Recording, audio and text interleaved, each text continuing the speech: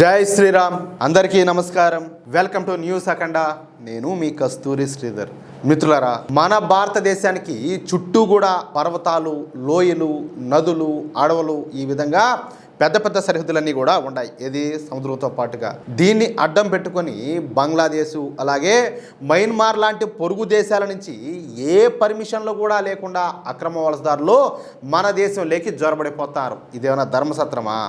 ఈ లమ్డి కొడుకులంతా కూడా వచ్చి దొబ్బి తిని కథలు దొబ్బుతా ఉంటే చూస్తూ ఉండేదానికి. ప్రస్తుత కాలంలో ఇది మన దేశ భద్రతకు, ఆర్థిక వ్యవస్థకు, అసలు జనాభా సమతుల్యతకు పెద్ద ఇబ్బందిగా మారిపోయింది. ముఖ్యంగా బంగ్లాదేశ్ మియా ముస్లింలు, మయన్మార్ రోహింగ్యా ముస్లింలు మన దేశంలోకి లక్షల సంఖ్యలో తరలిస్తున్నారు. ఇంత జరుగుతా ఉన్నా సరే సరిహద్దుల్లో సరైనటువంటి నిఘా లేని ప్రాంతాల గుండా చొరబాట్లన్నీ కూడా జరుగుతూనే ఉన్నాయి. అంటే ఇక్కడ మనం మన కేంద్ర ప్రభుత్వాన్ని కానీ లేకపోతే మన సైన్యాన్ని కానీ తప్పు పట్టాల్సిన అవసరం లేదు. అసలు నిన్న మొన్నటి దాకా పశ్చిమ బెంగాల్లో పరిస్థితి ఎట్లుందో మనమంతా కూడా మాట్లాడుకున్నాం. కనీసం పశ్చిమ బెంగాల్కు, బంగ్లాదేశ్కు ఎక్కడైతే సరిహద్దు ఉంటుందో అక్కడ కంచి కూడా వేనిలా ఎవరు ఈ ఫాల్తూ మొండా ఈ మమతా బేగం ఎన్నో చోట్ల ఈ విధంగా అనేది. అసలు కంచె వేయడానికి కూడా అనుకూలంగా లేనటువంటి ప్రాంతాలు ఎన్నో ఉన్నాయి. కాబట్టి ఏదో దారిలో వీళ్ళు వస్తానే ఉన్నారు. దీనివల్ల తీవ్రవాద ముఠాలు, అలాగే దొంగ నోట్ల చలామణి, డ్రగ్స్ రవాణా లాంటి దేశద్రోహ చర్యలు విపరీతంగా పెరిగిపోయి మన దేశ అంతర్గత భద్రత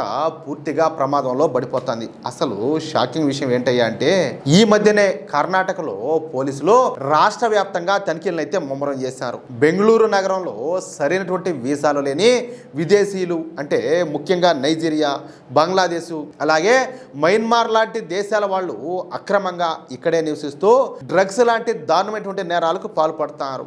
ఈ ఉదంతాలపైన హైకోర్టు విచారణ జరిపి ఇంత పెద్ద సంఖ్యలో అక్రమ వలసదారులంతా కూడా నగరంలో ఉంటే అసలు రాష్ట్రంలో అధికారంలో ఉన్నటువంటి కాంగ్రెస్ ప్రభుత్వం కావచ్చు, అలాగే ఫారినర్స్ రీజనల్ రిజిస్ట్రేషన్ ఆఫీసు అంటే FRRO ఏం చేస్తున్నాయి, ఎందుకు మౌనంగా ఉన్నాయని చెప్పేసి జస్టిస్ ఎం నాగప్రసన్న గారు తీవ్రంగా మండిపడినారు. ఈ అక్రమ వలసల సమస్యను మొగ్గలోనే తుంచేయాలని, లేదంటే ఇది దేశ భద్రతకే పెద్ద ముప్పు అవుతుందని చెప్పేసి హెచ్చరిస్తూ తక్షణమే వీళ్ళందరినీ కూడా గుర్తించి నివేదిక ఇవ్వాలని చెప్పేసి ఆర్డర్ అయితే వేశారు. ఇదేం కాంగ్రెస్ ప్రభుత్వం తీసుకునే నిర్ణయం కాదు. హైకోర్టు మెట్తో కొట్టేసరికి వీళ్ళంతా కూడా కదిలినారు. ఇక హైకోర్టు ఒక రేంజ్ లో స్పందించేసరికి కర్ణాటక హోంమంత్రి తప్పనిసరి పరిస్థితుల్లో అలర్ట్ అయిపోయి అక్రమ వలసదారులను ఏరిపారేయడానికి, దేశం నుంచి వెళ్ళగొట్టడానికి ఒక ప్రత్యేక డ్రైవ్ ను చేపట్టాలని చెప్పేసి పోలీసులను అయితే ఆదేశించారు. మామూలుగా అయితే వీళ్ళకు ఓటు బ్యాంకు, అంత సులభంగా యాక్షన్ ఏమి ఉండదు. కానీ ఏంటంటే యాక్షన్ తీసుకున్నట్టు డ్రామా చేస్తారు.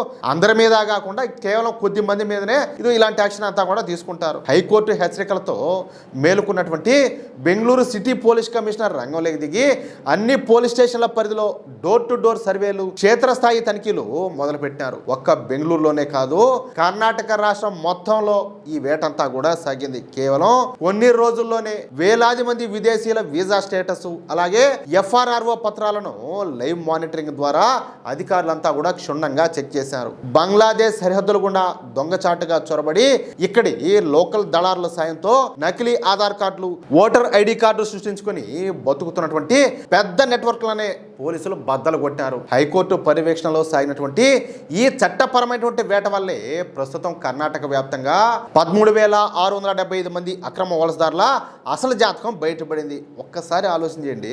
ఇప్పటి వరకు ఒక్క కర్ణాటక రాష్ట్రంలోనే 13,675 మంది అక్రమ వలసదారులు దొరికినారు. వీళ్లలో 10,650 కంటే ఎక్కువ మంది కేవలం ఒక బెంగళూరులోనే ఉన్నట్లు బయటపడింది. సరైన వీసాలు లేకుండా, లేదా వీసా గడువు కంప్లీట్ అయినా సరే దేశం దాటకుండా ఇక్కడే తిష్ట వేసినటువంటి విదేశీయులను పట్టుకుంటే ఈ దిగ్భ్రాంతికరమైనటువంటి వివరాలన్నీ కూడా బయటకు వచ్చినాయి. లెక్కలు చూస్తే ఒక్క బెంగళూరులోనే 10,650 మంది, మైసూరులో 1,155 మంది, మంగళూరులో 431 మంది, బెళగావిలో 234 మంది, శివమొగ్గలో 171 మంది, అలాగే హుబ్బಳ್ಳಿ ధార్వాడలో 144 మంది అక్రమ వలసదారులు దొరికిపోయినారు. నిజానికి కర్ణాటకలో ఈ సంఖ్య అనేది ఇంకా చాలా ఎక్కువగా ఉంటుంది. నా అంచనా ప్రకారం అయితే కర్ణాటకలో దాదాపుగా 20 లక్షల మంది వరకు అక్రమ వలసదారులు ఉండేటటువంటి అవకాశం ఉండాలి. వీళ్ళలో మెజారిటీ జనాలు ఒక్క బెంగళూరులోనే పాతుకుపోయినారు. ఇక్కడ మనం ముఖ్యంగా గుర్తించుకోవాల్సినటువంటి విషయం ఏంటంటే ఈ అక్రమ వలసదారులలో 99% మంది ముస్లింలే. అర్థమైందా?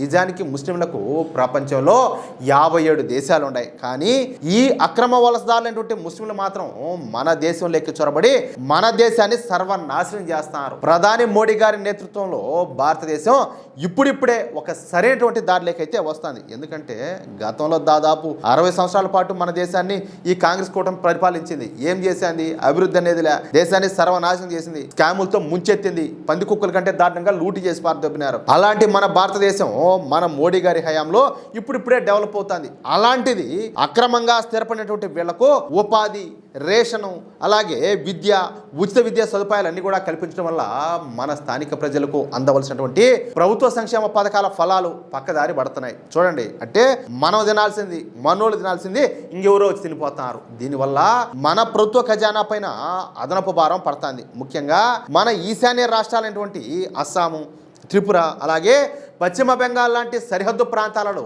ఈ అక్రమ వలసల వల్ల స్థానిక జనాభా నిష్పత్తి పూర్తిగా మారిపోతుంది. అక్కడి స్థానిక గిరిజనులు తమ సొంత గడ్డపైనే మైనార్టీలుగా మారేటటువంటి పరిస్థితి వస్తుంది. ఇదే వారి సంస్కృతికి, భాషకు, చెప్పాలంటే వాళ్ళ అస్తిత్వానికే పెద్ద ముప్పుగా మారిపోయింది. ఇంత జరుగుతా ఉన్నా కూడా వీళ్ళు తక్కువ కూలికే పనిచేయడానికి సిద్ధపడడం వల్ల మన స్థానిక కార్మికులకు ఉపాధి అవకాశాలు పూర్తిగా తగ్గిపోతున్నాయి. ఇప్పుడు ఈ మయన్మార్ కావచ్చు, బంగ్లాదేశ్ కావచ్చు, మన రూపాయి విలువతో పోల్చుకుంటే వాళ్ళ తక్కువ. మనోళ్ళు 100 రూపాయలకు కూలికి వచ్చారనుకోండి, సపోజ్ సింపుల్ గా చెప్తున్నా, వాళ్ళు 50 రూపాయలకు పని చేస్తారు, లేకపోతే 60 రూపాయలకు పని చేస్తారు. మన లంబడి కొడుకులేంది, అరే వీడిని మనం పనిలో పెట్టుకోకూడదు కదా, వీడి ఆడించో బయట నుంచి వచ్చాడు, వీడి దగ్గర ఏ ఆధారం ఉండదు, వాడిని పనిలో పెట్టుకుంటే రేపు మనల్నైనా చంపొచ్చు, లేకపోతే మనల్ని దోపిడీ చేయొచ్చు, మనల్ని లూటీ చేయొచ్చు అనకుండా కాసులు కకృతి పడి ఇలాంటి వాళ్ళందరినీ కూడా పనిలో పెట్టుకుంటారు. ఒక్క పని కాదు, అన్ని పనుల్లో పెట్టు. దానివల్ల ఏంటంటే ఇక్కడ స్థానికంగా ఎవరైతే కూలీలు ఉండారో వాళ్ళు నష్టపడిపోతారు. ఈ రోజువారీ కూలీలన్నీ కూడా పడిపోయి స్థానికంగా ఉండేటటువంటి పేద ప్రజల ఆర్థిక పరిస్థితి చెప్పాలంటే మరింతగా దిగజారిపోతుంది. అంటే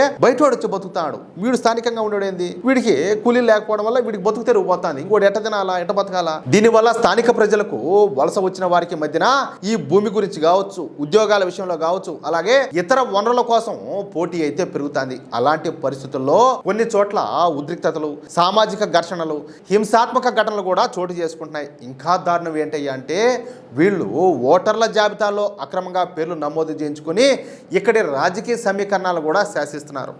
దీని గురించి మీకు కూడా తెలుసు కదా. అక్రమ వలసల సమస్య కేవలం ఒక ప్రాంతానికో, కేవలం ఒక రాష్ట్రానికో పరిమితం అయితే కాదు. ఇది మన దేశ సార్వభౌమాధికారానికి సంబంధించినటువంటి అంశం. అందుకే కేంద్ర ప్రభుత్వం బహుశా వచ్చే సంవత్సరంలో ఎన్ఆర్సీని ప్రవేశపెట్టే అవకాశం అయితే ఉండాలి. లేదంటే మన దేశంలోనే మనం మైనార్టీలుగా ఉండిపోవాల్సి వస్తుంది. అంతేనా కాదా? మళ్ళీ మనం స్వాతంత్రాన్ని కోల్పోయి బానిస బతుకులు అయితే బతకాల్సి వస్తుంది. అవసరం ఆ బతుకు మనక?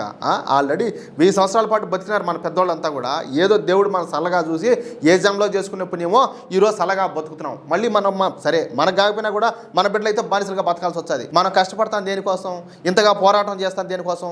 మన బిడ్డలను గాలికి దులికి వదిలేసే దానికోసం కాదులే. ఇప్పుడు నువ్వు ఆస్తిపాస్తులు సంపాదిస్తావు, కూడబెడతావు, అన్నీ చేస్తావు, వాళ్ళ భాష చూపించావు, అన్నీ చేస్తావు. ఈ జనాభా నిష్పత్తి మారిపోతే ఎట్టుంటుంది? కాశ్మీర్లో హిందువులు తక్కువ, కాశ్మీర్లో మన హిందువులు మైనార్టీ, ఆడెట్టున్నది మన హిందువుల పరిస్థితి?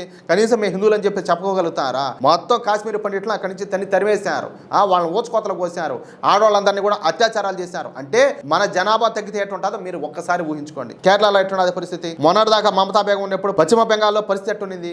రేపు మన దేశంలో మన జనాభా తగ్గిపోతే, ఓపెన్ గా చెప్తున్నా, హిందువుల జనాభా తగ్గిపోతే దేశం అంతా కూడా ఇట్లే ఉంటుంది. ఇప్పుడు సెక్యులరిజము, బొంగు భోషాణము, వీఆర్ ఇండియన్స్, ఇట్లాంటి భోషణాల కబుర్లు అని చెప్తా ఉంటారు చూడండి. వాళ్ళు అప్పుడు ఆ మాట మాట్లాడరు. వాళ్ళకి ఆ రాజ్యాంగం అనేది తీసి పక్కన దొబ్బుతారు. మన దేశానికి స్వాతంత్రాన్ని తెచ్చిపెట్టినటువంటి ఈ స్వాతంత్ర సమరయోధుల విగ్రహాలన్నీ కూడా పగలగొట్టేస్తారు.